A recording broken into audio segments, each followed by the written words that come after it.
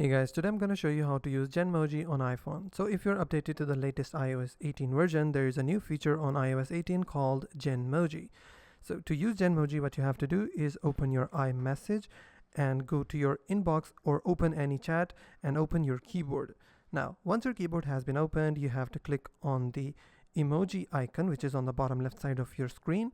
Now you'll be able to see all of the emojis that you can send to any person.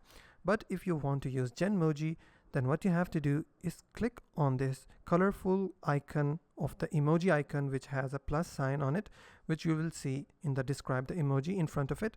So you have to click this button, new button. But if you're not able to see this new icon, then which means that this feature is not available yet for you, or you can also try to update your iPhone to the latest version. Then you may also see delay because this feature is not widely available to the whole world. So you have to wait just a bit or update your iPhone. So once you see this icon, click on it and then it will ask you to describe a Genmoji. What you have to do is type in anything you want. For instance, you can type dinosaur holding a guitar, or you can type anything else that your mind can imagine, and it will create a new emoji for you with the help of AI, and it will also create multiple variations of the same prompt that you have given. You can swipe right to the emoji and you can see all the variations that it has created and select the one that you want to send to your friend.